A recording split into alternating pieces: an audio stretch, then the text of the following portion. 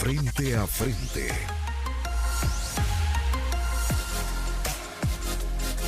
...27 de mayo del 2021, día jueves, bienvenidos, gracias por estar con Frente a Frente en TCS. Les saludo Moisés Urbina.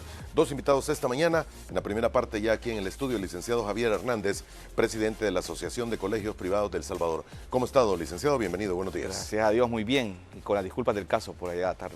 Le pedimos disculpas a los amigos televidentes, tuvo algunos retrasos el licenciado Hernández en llegar aquí a nuestros estudios, el tráfico bastante difícil. Terrible, completamente parado por Apopa y todo eso.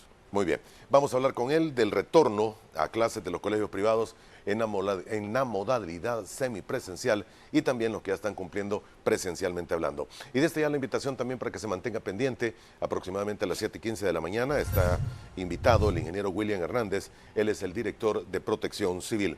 Trabajo de esta dirección ante el Plan Invernal 2021 y la época lluviosa que prácticamente ya ha comenzado en el territorio salvadoreño. Bien, señor, tenemos que ir un tanto rápido. Sí. El porcentaje que puede hacer, el balance que puede hacer a este momento de colegios que ya regresaron con clases presenciales, semipresenciales, y cuál es el panorama para el resto del año. Bueno, tenemos reportado el 50% de colegios privados en abril, completó su ingreso a la semipresencialidad. En el mes de mayo estamos cumpliendo con el 30% de colegios privados, con eso sumamos un 80% de colegios ya instalados en la modalidad semipresencial.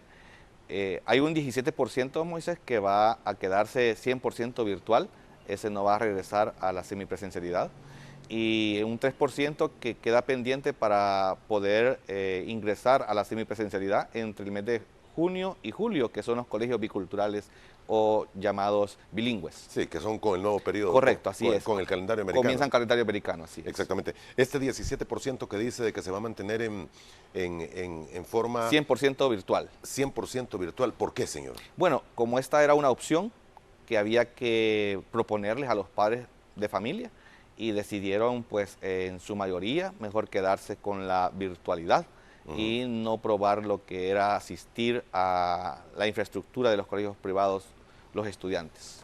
No, y no lo van a hacer. No lo van a hacer. Este año 2021 así va a terminar. ¿El plan que tienen para el 22? Bueno, eso va a depender de las instrucciones que puedan darse para el año 2022 de parte de las autoridades. El Ministerio de Educación tendrá que definir cuál va a ser la modalidad en la cual se va a continuar sirviendo la educación en este país, tanto a nivel público como privado, y nosotros estamos muy obedientes a lo que puedan dictar estas normas. Pregunta obligada es, ¿la cantidad de maestros que habrán recibido ya la vacuna es en su totalidad?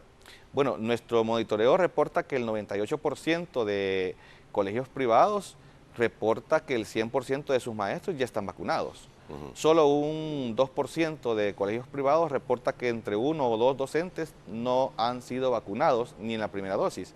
Pero esto debe de ser puro trámite administrativo que ha evitado que esto pueda pasar. Más por algún error. Exactamente. De ahí pues podemos decir de que el 100% de docentes de los colegios privados, el Ministerio de Salud y el Ministerio de Educación han hecho un desarrollo ejemplar del plan de vacunación. Ya tenemos la segunda dosis aplicada y por ese lado pues consideramos que estamos protegidos. Muy bien. Hay preguntas de los amigos televidentes antes de que usted se acercara a nuestros estudios. Algunos de ellos dicen, ¿las escuelas semipresenciales van y los privados cuándo? Se nota que lo hacen por ahorrar costos, exigen vacuna, la tienen, luego que vacaciones, luego que 15 días más en total. Se dieron color, menciona al final, que es más por lo económico. Nosotros estamos ya en actividad semipresencial. Nosotros no es que tengamos que ver con recursos económicos el tener o no tener un sistema o modalidad semipresencial. Al contrario, para nosotros la modalidad virtual nos sale sumamente cara, mucho más cara que la modalidad presencial. ¿Mucho más cara? Mucho más cara. Por supuesto, hay que incurrir en costos que presencialmente no tendríamos que hacer gastos. Y eso significaría, pues, todavía... Sí, estamos hablando de recursos técnicos, la cámara, el audio. Pura tecnología, Ajá. ¿verdad? O sea, cuando hablamos de una modalidad, digamos, de trabajo del proceso de enseñanza-aprendizaje que tiene que ver con procesos, digamos, remotos, asincrónicos, posiblemente no sea tan caro porque nada más tenemos que grabar la clase y transmitirla en tiempo diferido.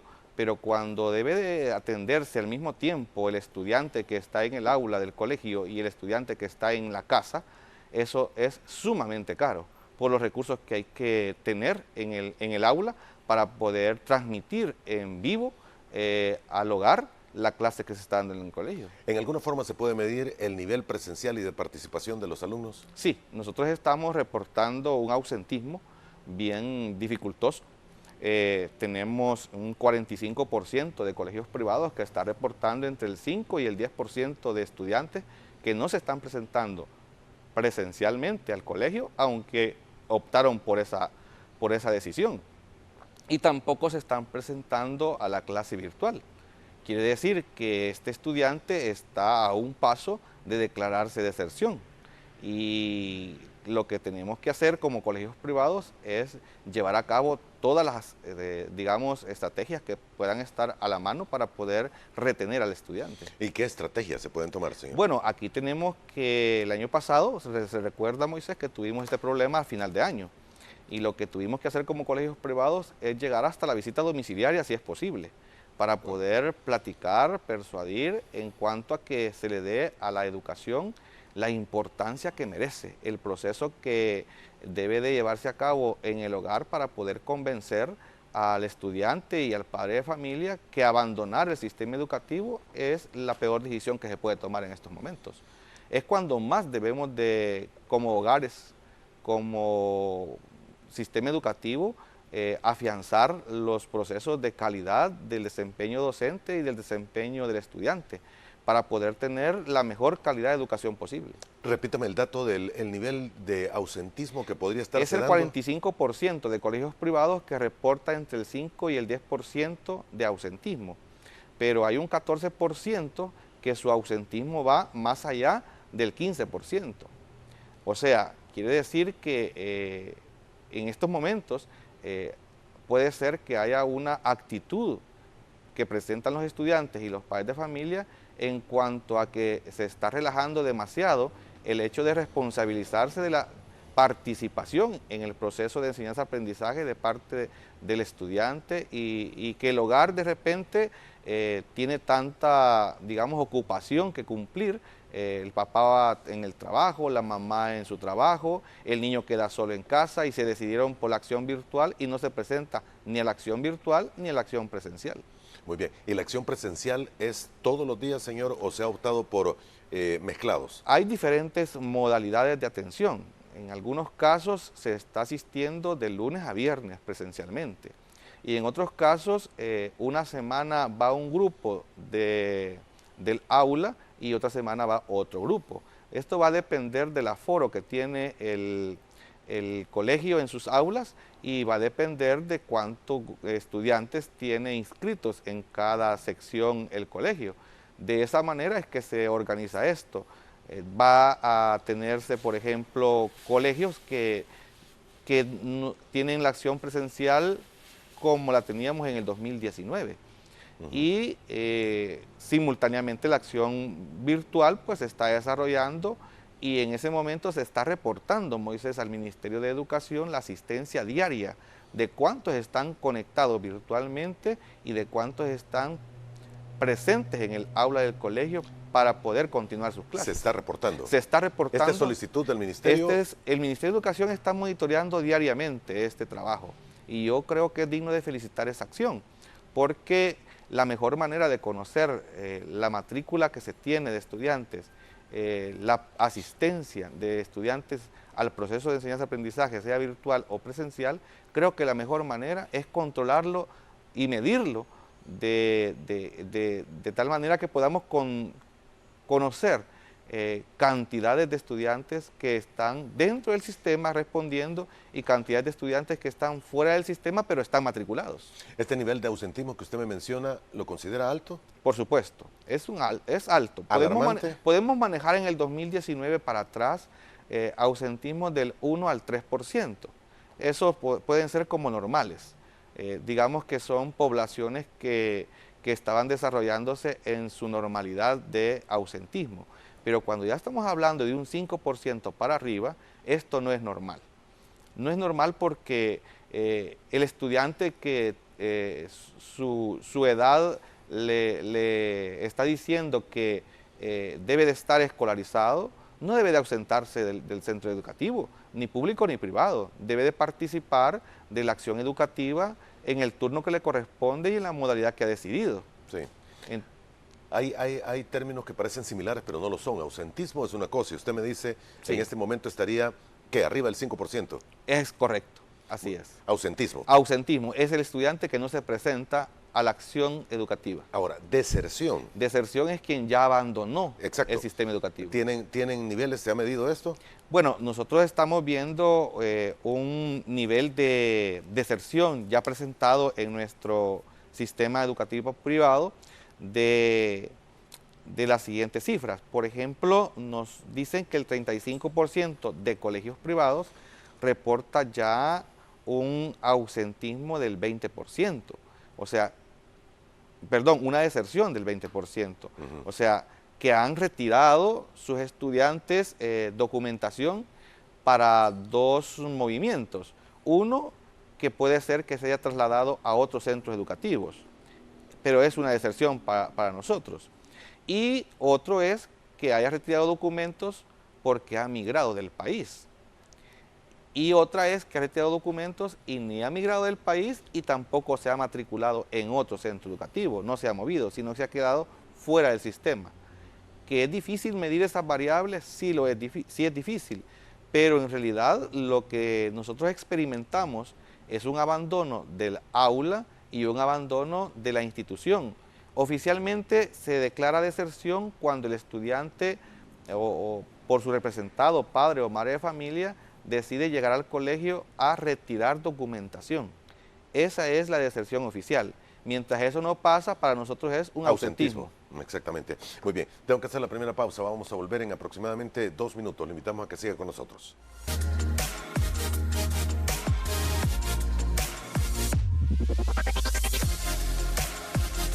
Nos acompaña en esta primera parte el licenciado Javier Hernández, presidente de la Asociación de Colegios Privados de El Salvador. Hay algunas interrogantes de los amigos televidentes más que mencionan a estas horas de la mañana. La pregunta es redundante y es la misma que le hicimos antes. Nos dice Roberto Palacios: me recuerdo que los colegios dijeron que empezarían sus clases semipresenciales 15 días después de las vacaciones. ¿Qué sucedió? Porque a los padres sí les ha tocado estar pagando la mensualidad. Así hemos empezado. Así han empezado. Sí, la semipresencialidad. Y no quiere decir que no hayamos trabajado virtualmente desde enero nuestras clases. O sea, nosotros comenzamos clases, digamos, virtuales, porque así estaba estipulado por la normativa vigente del Ministerio de Educación en el mes de enero. Algunos comenzamos en febrero, que fueron muy pocos colegios, y cuando se dio la orden de que podíamos empezar a partir del 6 de abril, es que en el mes de abril se han incorporado el 50% de colegios privados a sumar la modalidad semipresencial. Y en el mes de mayo hemos culminado con el 30%, que sumados a los meses de abril, pues hemos tenido el 80% de colegios privados ya activados en la semipresencialidad, ¿verdad? Yo creo que el tema recurrente acá de padres de familia que tienen sus hijos en colegios privados, han de saber que ha sido una opción del padre de familia quedarse en una modalidad o en otra. No ha sido esta una decisión tomada, digamos, por el colegio privado. Ha sido, digamos, consensuado. De hecho, cada padre de familia que decide incorporar a su hijo a la semipresencialidad, el protocolo exige que debe de firmar un documento en el cual está responsabilizándose, correcto, y está autorizando para que esto pase. Entonces, desde ahí se ve que no es una decisión institucional, sino que es más una decisión del hogar. Así se ve esto. Muy bien, Carlos Salas, buenos días. ¿Por qué como gremio no crean una iniciativa de ley y la presentan a la Asamblea para sancionar a los padres que no lleven a sus hijos a clases? Se podría evitar el ausentismo. Bueno, ya hay algún antecedente de esto y es una excelente opinión del amigo televidente. La Asamblea Legislativa... ¿Hay antecedentes ya? Antecedentes de querer hacer leyes o normas que puedan obligar a los padres de familia a, digamos, escolarizar sus hijos. en este país, más que todo están orientadas a educación, digamos, inicial y parvularia, que es donde el hogar todavía no está como acostumbrado a que debe escolarizarse el niño de la edad de 3 años, 4, 5, y de repente hasta que cumple 7 años lo llevan al primer grado. Entonces, y mientras el niño pues no conoce la escuela, no conoce el kinder todavía. Entonces, pero sí estamos nosotros muy de acuerdo en que debe trabajarse esa legislación. Bien, Guayo Palma nos dice, Moisés, lo que sucede es que los alumnos de colegios privados han pasado a escuelas públicas, ya que como padre se ahorran la mensualidad y te dan hasta computadora. Mientras no le bajen las colegiaturas, peor será para ellos. Bueno, si es correcto, hay hay una movilidad. Debe de haber algunos casos de deserción por eso. Hay un porcentaje de estudiantes que ha pasado la escuela pública. Todos los años pasa eso, y también hay un porcentaje de estudiantes de escuelas públicas que han pasado a colegios privados. Ese movimiento es normal y que se están, digamos, otorgando un paquete social básico escolar a los estudiantes de escuela pública también es cierto, y eso no es malo, y nosotros no estamos en contra de eso. Al contrario, bien le vendría al padre de familia que tiene sus hijos en colegios privados recibir también este paquete, y justo sería también recibirlo.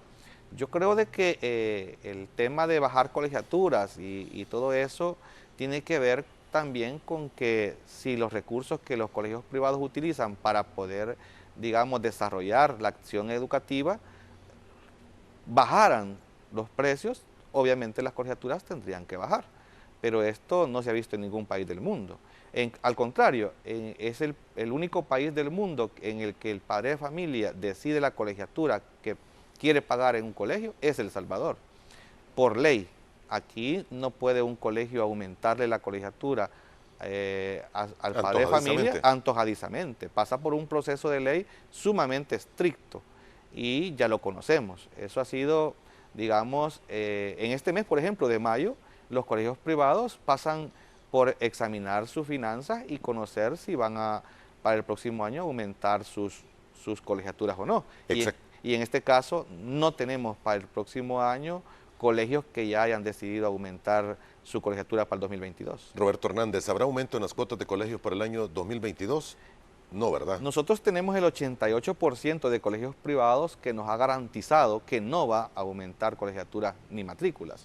Y nosotros estamos, digamos, sugiriendo a los colegios privados que no hagan aumento ni de colegiatura ni de matrícula para el año 2022. Esto significaría, Moisés, que no se aumentó ni en el 2020, ni en el 2021 y tampoco en el 2022. Exacto. Nos dice Enrique Reyes, Moisés, coméntale que muchas tareas se dejan en ambas modalidades. Bueno, sí es cierto. ¿Es cierto? Sí es cierto. Hay una acción educativa que está exigiendo un rendimiento mínimo y que la modalidad virtual merece un gran trabajo después de la clase. Y esto tiene que ver, Moisés, con la currícula actual. Es que es complicado, digamos, trabajar una currícula que fue diseñada para ser presencial y después desarrollarla virtualmente. Ese, digamos, ajuste curricular ha sido complicado hasta para el Ministerio de Educación. Aunque el mismo Ministerio de Educación hizo una adecuación curricular, aún así resulta bastante complicado para el docente hacer magia para alcanzar objetivos y competencias en corto tiempo y ante una cámara. Porque hay procedimientos, digamos, que no se culminan en la modalidad virtual y tienen que terminarse extra virtual. Sí, ahora hay prácticas y clases que no se podrán dar, me imagino. Es correcto, contenidos que son muy procedimentales. Y laboratorios de química, por ejemplo. Exactamente. Es imposible. Es imposible, a menos que podamos trabajar un laboratorio virtual, que es con tecnología ya esmerada. Que no es lo mismo. Que no es lo mismo, correcto. Ok, y la pregunta del millón. El nivel educativo que estarán recibiendo los estudiantes o que recibieron en el 2020 y que continúan de alguna forma recibiendo en el 2021, ¿considera usted que se ha mantenido en los estándares y promedios que venían años anteriores o que la calidad educativa ha disminuido? Bueno, la forma de medir digamos... Antes era la PAES. Exactamente. Bueno, era la PAES en bachillerato y avanzo en el año 2020. Y hoy, según entiendo, vuelve a haber avanzo para de bachillerato. Y entiendo que en el sistema público van a evaluar tercero, sexto y noveno grado en este año. Pero en el privado no se evalúa. En los privados no lo vamos a hacer, según entiendo, porque no hemos recibido todavía ninguna notificación ni información sobre el caso. Sin embargo, para nosotros que evaluamos diariamente a nuestros estudiantes en cuanto a su rendimiento, y por eso nuestro amigo televidente dice, muchas tareas dejan, pero es que obliga el currículum a exigir un mínimo de rendimiento y no podemos abandonar lo que es la acción de aplicar lo aprendido, y eso únicamente se puede hacer con las tareas. Creo de que la acción virtual todavía queda a deber mucho de lo que la acción presencial nos da.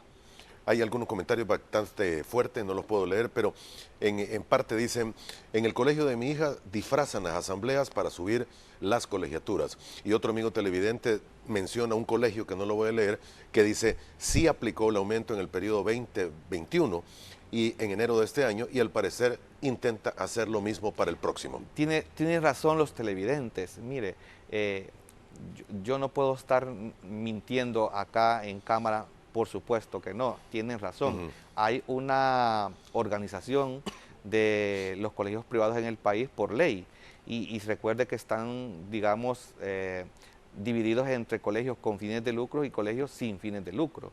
Los colegios con fines de lucro, así llamados, somos la mayoría de colegios, aunque en verdad la etiqueta no funciona a veces así. Y los colegios llamados sin fines de lucro por ley no tienen que pasar por una asamblea. Ellos tienen nada más la obligación de avisarle a usted por escrito que va a aumentar su colegiatura para el próximo año. Estos son los sin fines de lucro, así llamados. Son colegios que están bajo una organización no gubernamental, una ONG así llamada, y que por eso se llama sin fines de lucro, porque son organizaciones no gubernamentales sin fines de lucro. Y por eso el colegio, que es propiedad de esta organización, no tiene la obligación por ley de pasar por una asamblea, de pedirle el voto al padre de familia para aumentar colegiatura o matrícula. Mi amigo televidente creo que se refiere a uno de esos colegios. Ok, ahí no se puede hacer nada. Ahí no se puede hacer nada. Ni el Ministerio de Educación. Ni el Ministerio de Educación, porque la Ley General de Educación así lo estipula, que nada más tienen la obligación de comunicarle al padre de familia 90 días antes de finalizar el año escolar de las nuevas colegiaturas que van a tener el próximo año. Muy bien, nos ha quedado corto el espacio, señor. Vamos a ver si podemos reprogramar para una próxima ocasión, pero le agradezco que haya estado con nosotros esta mañana. Con mucho gusto, quiero agradecerles a ustedes su paciencia y por supuesto a nuestros amigos televidentes el respeto con que escriben y comentan. Muchas gracias y que Dios les bendiga. Gracias por habernos acompañado esta mañana en la primera parte de Frente a Frente. Hacemos una pausa, vamos a volver en aproximadamente 3 minutos. Estará aquí en el estudio el ingeniero William Hernández, director de Protección Civil. Siga con nosotros.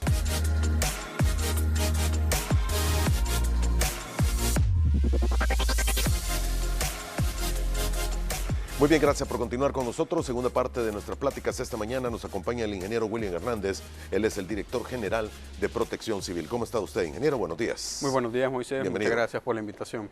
Bien, el invierno, podríamos decir, ya comenzó, la época lluviosa en el país. Efectivamente. ¿Hay anuncio oficial ya del ministerio? El 80% del territorio salvadoreño ya está en invierno. La región oriental es la que todavía está en transición para el invierno. Algunas zonas todavía no han recibido la cantidad de agua necesaria para declararlo. Para haber sido declarado. Bueno, ustedes habrán visto, toda la población también, que regularmente todas las noches, tarde-noche, estamos teniendo lluvias de leves a moderadas. En algunos casos hasta hemos tenido ya una lluvia algo fuertes. Y eso ya es algo característico del periodo invernal, el cual ya estamos, nosotros como sistema ya estamos preparados.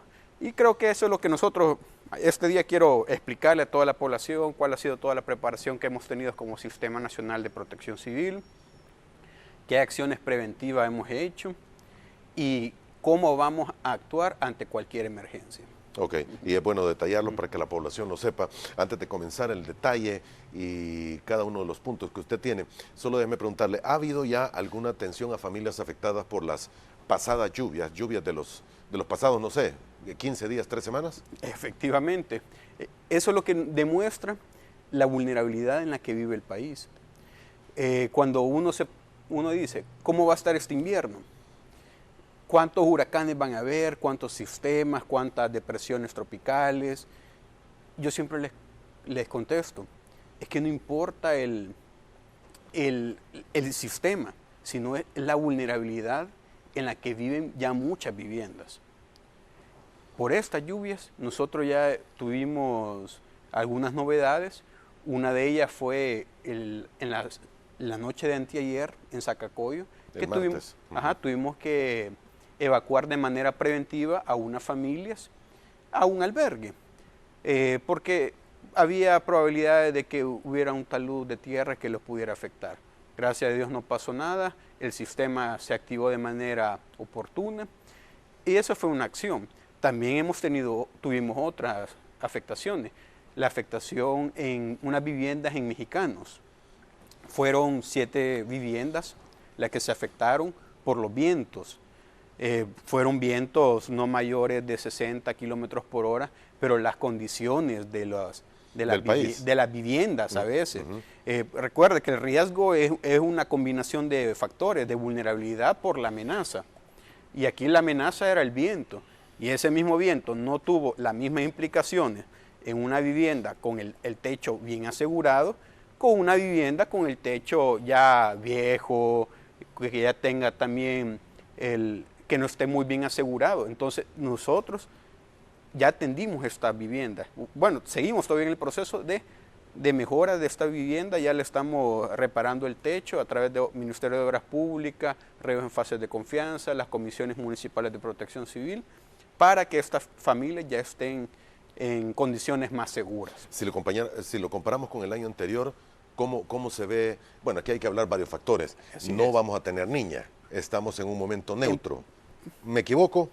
Mire, todavía la NOAA, a veces hay unos que dicen que sí pasamos a periodo de neutro, otros dicen que todavía hay niña, pero aunque tengamos neutro, nosotros, para la población salvadoreña, ¿qué significa niña, neutro y niño?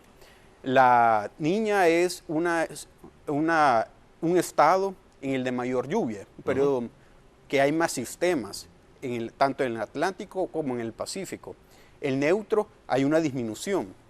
Esto por condiciones que se dan sobre todo en la cuenca, en el Océano Pacífico, que son las que tienen afectaciones en los sistemas que afectan en la región centroamericana. Y en niño es un periodo de relativa sequía. ¿Estamos en periodo neutro? Sí, pero ya vimos con estas lluvias. Una lluvia, por pequeña que sea, puede tener afectaciones. Entonces nosotros no nos podemos confiar en decir, bueno,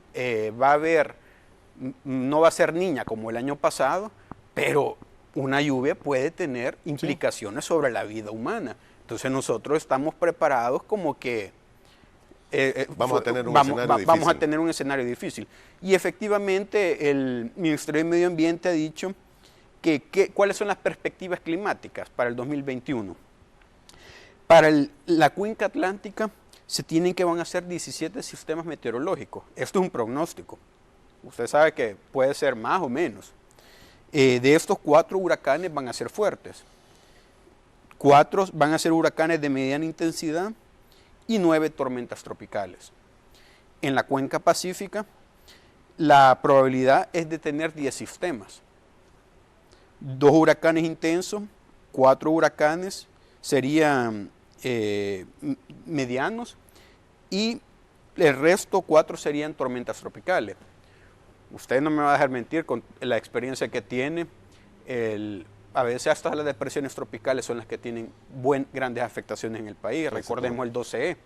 Ese fue una depresión tropical en el cual pasó por varios días consecutivos una lluvia de manera constante, que tuvo afectaciones a nivel nacional. Entonces, si no queremos ir a sistemas así, recordemos lo que pasó el año pasado en las faldas del volcán, al otro es, lado. Así es. Y lo que sucedió, no me acuerdo el año exactamente, creo que fue 2015, 2016. En San Vicente también. En San Vicente, En San Vicente, que fueron por 300 milímetros en pocas horas. 300, así es. Sí, para que haya afectaciones tienen que conjugarse varios factores, pero ya la vulnerabilidad es tan latente en muchos hogares salvadoreños. Y esto viene de años, pues, cuántas casas, cuántas familias están viviendo aledaños a ríos, viviendo literalmente sobre quebradas. ¿Cómo vamos a tener situaciones en las que gente viviendo en quebradas de invierno? Con lo que dicen ellos, es que aquí nunca ha pasado nada. El hecho de que nunca haya pasado algo no significa que no vaya a pasar. Entonces, esta parte del ordenamiento territorial es lo que nosotros también vamos a iniciar a trabajar a través del Ministerio de Gobernación y con las municipalidades, porque ojo, esto es facultad de las municipalidades, decir si sí o no se puede construir vivienda en ciertos lugares. Hemos encontrado lugares en los que las municipalidades han dado permiso para que construyan viviendas en quebradas. Uh-huh. ¿Cómo es esa situación? O sea, le está dando facultades casi que para poner en riesgo su familia y la de su familia. Perdón, la vida suya y la de su familia. Entonces, esas situaciones son las que nosotros tenemos que arreglar y no la podemos arreglar solo desde el Ejecutivo. Ahora, ¿qué se va a hacer con estas familias que les han dado permiso para construir en la orilla de los ríos o de quebradas? Porque algún derecho legal ya tienen sobre ese terreno. Les dicen, mire, aquí no se puede, ¿a dónde me voy, pues? Y eso es lo que nosotros hemos estado haciendo también como gobierno. Usted se dio cuenta con el caso de los Angelitos y Nueva Israel. Sí. ¿Cuál es la mejor manera, teóricamente hablando, de mitigar o quitar de un riesgo a un sector de una familia? A través del reasentamiento. ¿Por qué? Porque usted puede hacer obras de mitigación, puede hacer cualquier tipo de obra paralelas, pero siempre va a haber un riesgo ahí pequeño. Bueno, en realidad todos estamos bajo un riesgo. Aquí estamos bajo un riesgo, ¿por qué? Porque puede temblar, puede caer una luz del set, etc. Todos estamos bajo un riesgo. Pero el punto es que nosotros también tenemos que controlar esos riesgos. Entonces, por eso es que nosotros como gobierno central, como el gobierno del presidente Nayib Bukele, usted vio que se tomó la decisión de trasladar a esta familia que históricamente había sido afectada. Nueva Israel, ¿cuántos años consecutivos ha sido afectado? Está viviendo en una zona donde es una quebrada, un río. Por ley, uno no puede construir a 6, 12 metros de un río. Tiene que haber por lo menos un bosque de galería, que ese bosque de galería es el que sirve también para que el agua se mantenga, también sirven como obra de mitigación, etc.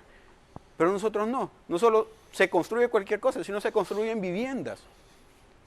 Entonces, eso tiene afectaciones. ¿Qué hicimos nosotros?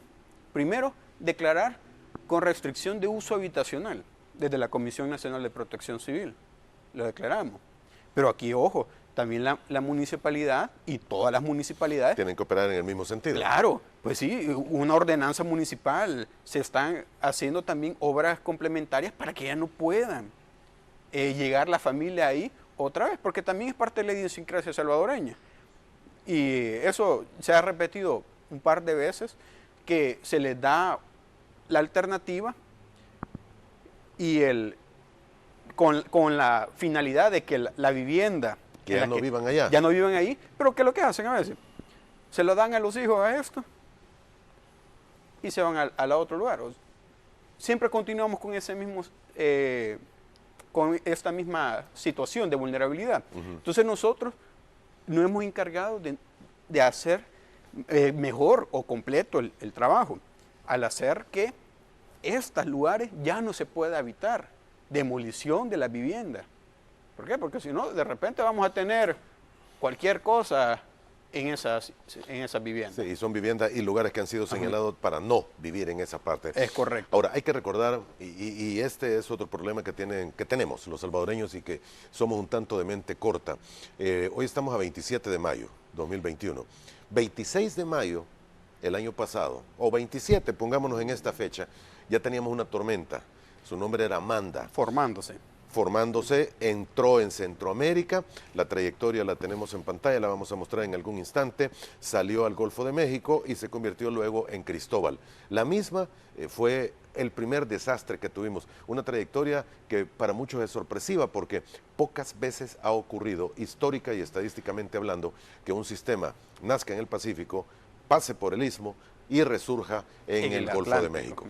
Fíjese que fue bien, como usted dice, las probabilidades son bajas, pero existen. Regularmente toda la trayectoria de los sistemas en el Pacífico tienden hacia el oeste. Eso es lo que a nosotros al final lo que nos afecta más son las del Atlántico. Los sistemas del Atlántico ya allá por finalizando el invierno, por septiembre, octubre. Y el año pasado que se extendió hasta noviembre, un año muy atípico el año pasado. Este sistema efectivamente entró por el occidente del país y ya nos dejó un estado de alta vulnerabilidad durante todo el año. Todo el año, por cualquier lluvia mínima que fuera, ya teníamos esas complicaciones adicionales a las que solemos tener. Sí, estaba viendo los datos históricos, también la gráfica que se muestran a nivel internacional de lo que ocurrió en aquel momento con Amanda y Cristóbal, y en un periodo de 9 días, del 29 al 7, dejó 600 milímetros de lluvia en la zona costera del país y sobre todo sobrecargado en el occidente. Sí, en el occidente. Hubo lugares, sobre todo en Conchagua fue uno de los lugares donde más llovió, fue 1000 milímetros. Exacto. 1000 milímetros lo que llovió, la mitad de lo que llueve en todo el año.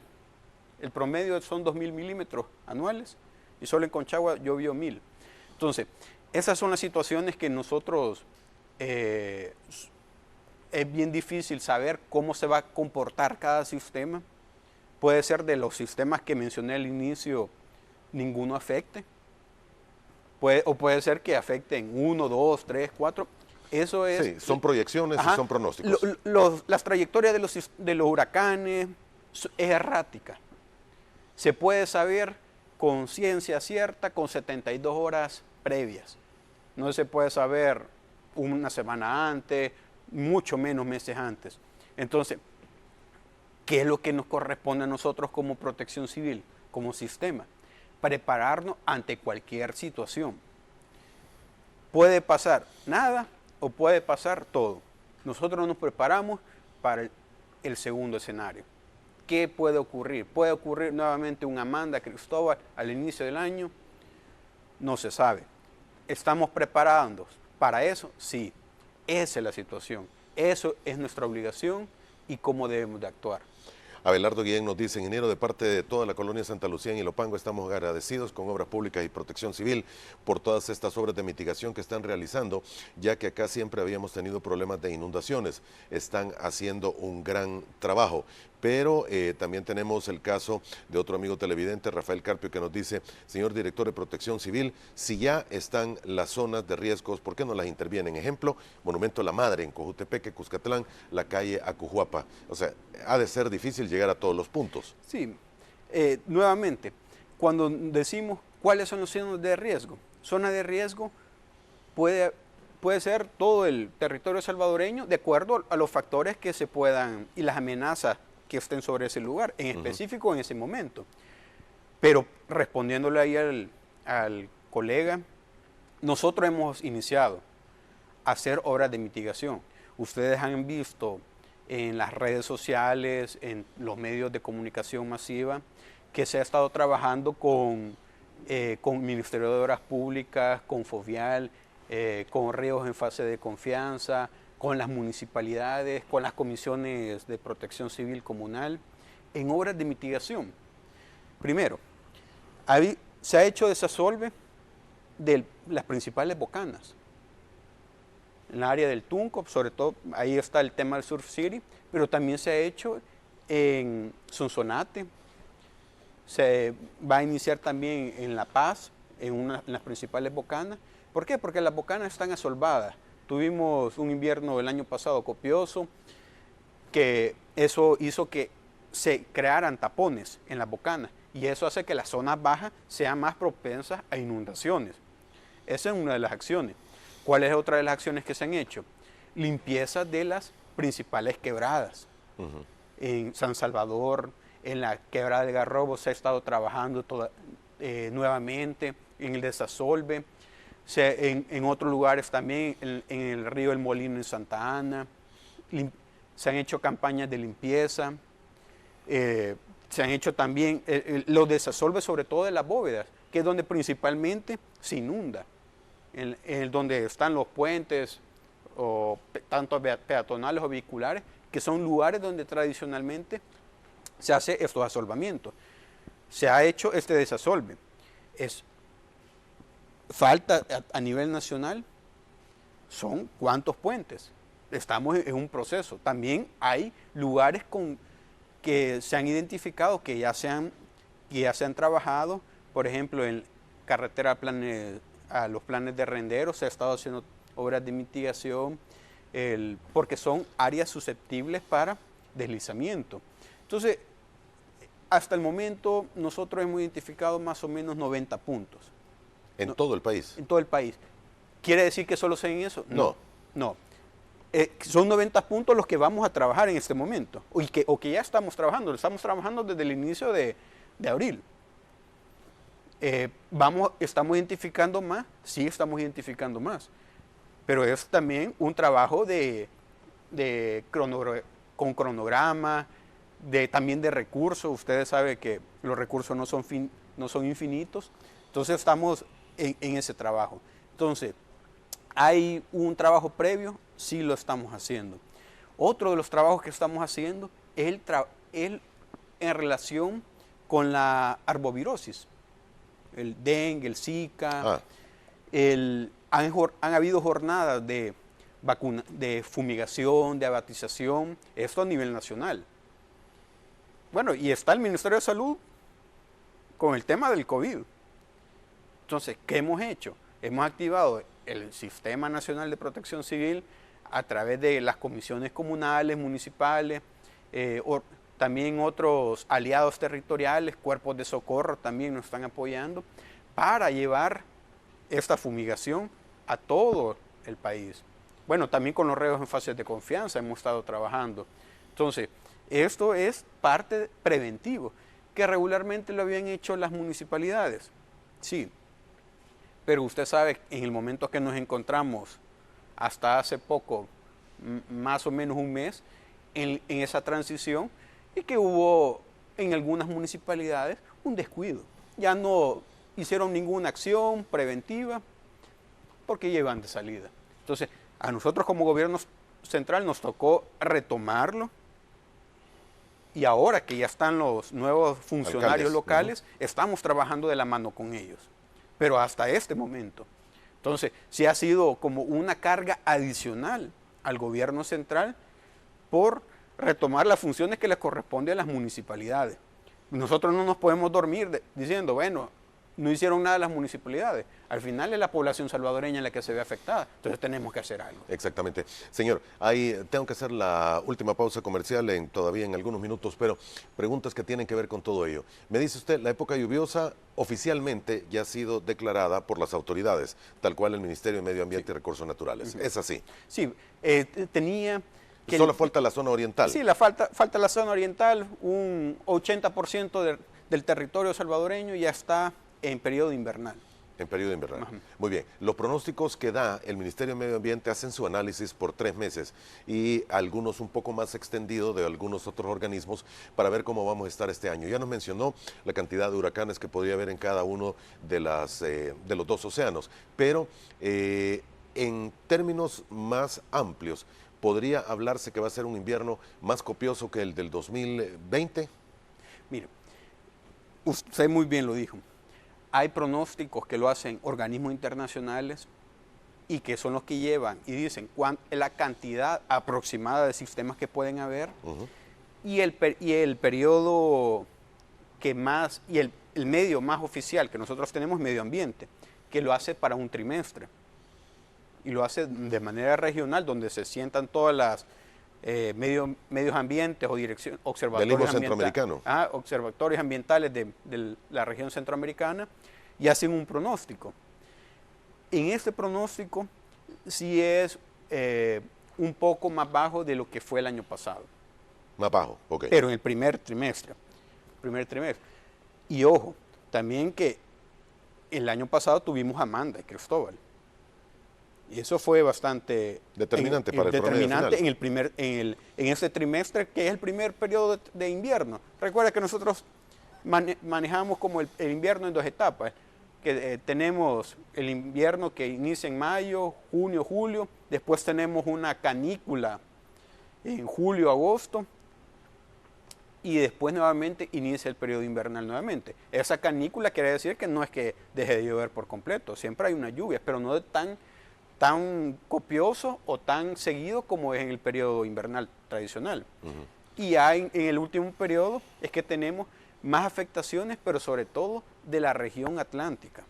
Ustedes el Caribe y el Atlántico. Lo sabe que en el Caribe, sobre todo octubre, es que ya se forman, ya no tanto por África los sistemas, sino se crean más sobre todo en la cuenca del Caribe, y que son las que tienen mayores afectaciones sobre el territorio salvadoreño. Si no, acordémonos de Eta y Iota del año pasado, exactamente, y todos los demás con alfabeto griego. Bien, hay que tomar en cuenta muchos factores. Vivimos en un país con altos niveles de peligrosidad, fuera de que puede haber deslizamientos en cualquier lugar y que no están... Puede ser que no estén determinados, ni medidos, ni establecidos, porque una lluvia sorpresiva en un punto específico, tal cual y como ocurrió hace algunos años en San Vicente, puede traer problemas a cualquier zona del país. Así es. Más aún cuando ciudades como la capital están al pie de elevaciones montañosas, llámese San Jacinto, llámese el volcán de San Salvador, el escenario es todavía más determinante, además de la cordillera del Bálsamo. Toda la zona montañosa. Usted recuerda que tenemos dos regiones montañosas principales, en la zona norte, Chalatenango. Y la del centro. Y la del centro, que inicia desde Ahuachapán y termina en Sierra Tecapa, Chinameca y Conchagua todavía. Entonces, vivimos en un país con una topografía bastante accidentada. Agreguémosle a eso que tenemos marejadas, oleaje y mareas vivas también que están impactando, y hoy más seguido que antes. Sí, somos un país multiamenazas. Eso lo tenemos que tener una claridad, y toda la población salvadoreña debemos estar conscientes de eso, de los riesgos a los cuales estamos expuestos todos los días. Lo que pasa es que hay una costumbre de olvidar que en cualquier momento puede ocurrir un terremoto, que puede ocurrir un Amanda nuevamente, u otro sistema parecido que nos afecte directamente, porque Amanda sí nos afectó de manera directa, pero hay otros que no nos afecta de forma así tan directa, sino es la zona de convergencia intertropical la que nos afecta. Entonces, esas amenazas son permanentes. Entonces, nosotros tenemos que tener planes, y no solo a nivel del gobierno municipal, central, sino también planes familiares. ¿Qué hacer en cada situación de emergencia? Entonces, esas situaciones son las que nosotros, desde el nivel local, desde el nivel familiar, tenemos que tener identificadas y con planes de acción de cómo actuar. Exactamente. Muy bien, vamos a hacer la última pausa comercial. Solo quiero, antes de ir a la pausa, mostrar esto para ejemplificar exactamente lo que estábamos hablando. En el Océano Pacífico, al sur, bastante al sur del Ecuador, cuando hay sistemas de tormentas, trabajan al revés o se muestran al revés de lo que tenemos en el hemisferio norte. Esto que estamos viendo en esta zona bastante al sur del planeta, y estamos hablando específicamente de esa área, es una tormenta, aunque sus circulaciones sean en el sentido de las agujas del reloj. Esta es una tormenta actuando en aquella parte del planeta y lo que se tiene es que la marea de la misma termina llegando al área centroamericana, aunque esté tan lejos. Marejadas, y lo agregamos a las mareas vivas, podríamos tener en cualquier momento, sobre todo porque en el hemisferio sur, en este momento lo que tenemos es la época de tormentas, la época de nieve en la parte más al sur del planeta. Vamos a una pausa y regresamos.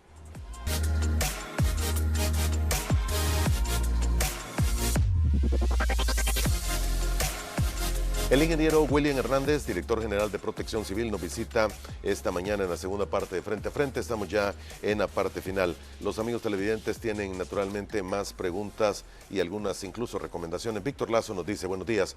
Como parte de la prevención, ¿ha considerado la reforestación del país, educación de la población para no tirar basura en las calles, evitar la saturación de alcantarillas, limpieza de ríos y quebradas, incluso multas? Señala al final. Todo. Justo lo que él dijo es lo que creo que todos los salvadoreños quisiéramos. Primero, conciencia. Pero la conciencia también nace de uno mismo. ¿Cuánta basura es la que se encuentra en los ríos y quebradas? Y tenemos situaciones que la misma gente afectada es la que tira la basura. ¿Por qué? Porque es la que está a la par de la quebrada y utiliza esos medios. Bueno, aquí voy a tirar basura. Sí. Y hace el taponamiento. Y después nos estamos quejando por el exceso de basura. Y eso el trabajo cultural es clave. Viene de la familia. Viene también en los centros escolares. En centros escolares ya a veces vemos niños con mayor conciencia que los padres. Pero como que con el tiempo se les va olvidando por el ejemplo de muchos padres de familia. Que los padres de familia que tiran la basura y dicen, no, que yo prefiero que no quiero ver mi carro sucio. Entonces por eso no quiero ver el carro sucio, lo tiro afuera, la basura. Entonces esos son temas. La limpieza de los ríos se hace. Estamos en ese proceso. En varios sitios se está trabajando eso con las comisiones comunales y municipales de protección civil. Que son extensos, es bastante. Sí. Es bastante el trabajo. También el tema de la limpieza de los sistemas de alcantarillados. Que le corresponde más a las municipalidades. Que le corresponde a las municipalidades. Nosotros hemos estado apoyando a algunas municipalidades, pero eso no les exime de su responsabilidad de estos gobiernos locales. Y ojo también, que hay muchos sistemas que por la misma forma que fueron construidas las ciudades, sobre todo las principales ciudades, tenemos el caso de Santa Ana, en el que ha habido crecimiento, pero no un crecimiento urbanístico acorde a la realidad. Entonces, ahí vemos el sistema de captación de agua, el sistema de tubería, en algunos casos ya colapsado. Sí. Entonces, por más limpio que esté, inundación siempre va a haber. ¿Por qué? Porque no da la capacidad hidráulica llegó a su límite. Entonces, son situaciones que van estructurales, que se tienen que hacer mejoras e incluso cambios de sistemas de tubería, los cuales en algunos lugares son millonarios. Entonces, gracias al amigo por la recomendación. Efectivamente, lo estamos haciendo eso, pero son trabajos que implica tanto desde la sociedad, gobiernos locales y gobierno central. Y de cada uno de los salvadoreños. María Elena nos dice, ¿se cuenta con albergues en el caso de tener mucha lluvia en el país, caso hubiera un huracán como el año pasado? Sí. Albergues están ya señalados, marcados y definidos. Nosotros los albergues ya los tenemos señalados, cuál va a ser, y ahora también tenemos otra facilidad, que hemos iniciado con los nuevos gobiernos locales una capacitación. El día de ahora tenemos con los de Morazán, con los 262 municipios, estamos formándolos, o al delegado de protección civil de las municipalidades, en esos temas de gestión de riesgo, en tema de albergues, y que dejen como último recurso los centros escolares. ¿Por qué? Porque venimos de un año en que los centros escolares fueron, el centro escolar, las escuelas estaban cerradas.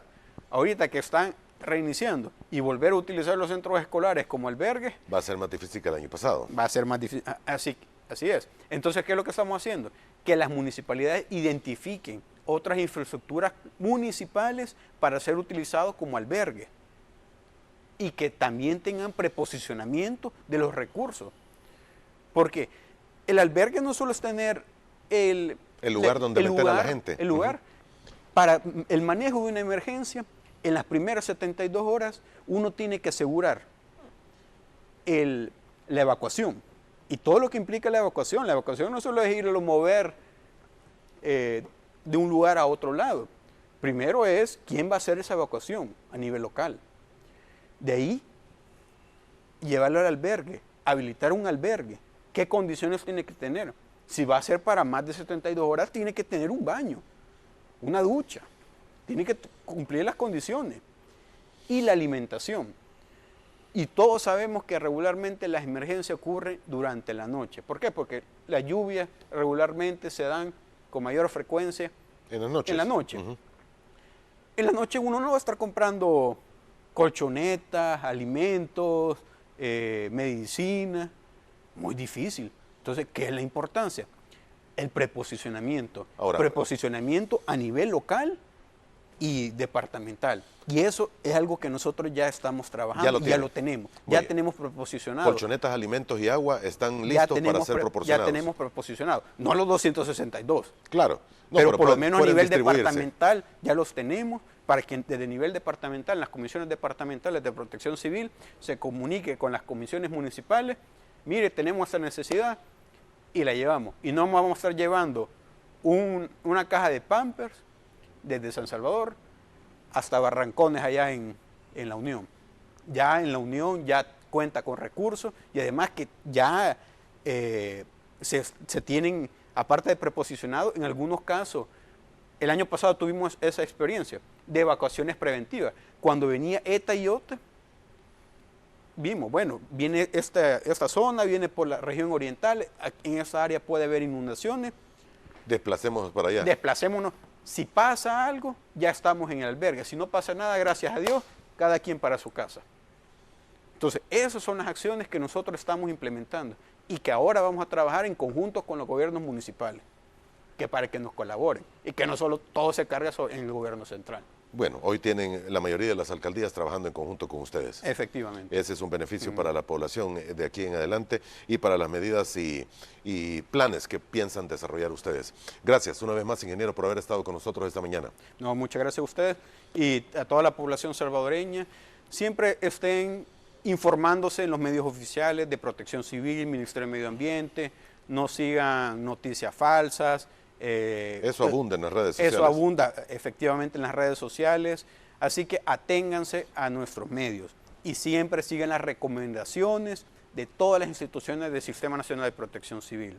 Nosotros estamos trabajando para ustedes, nosotros lo que esperamos de ustedes es su colaboración.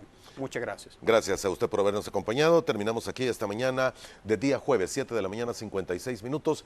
Que tenga muy buenos días, cuídese. Recuerde que el virus continúa circulando en todo el planeta, no solamente en El Salvador.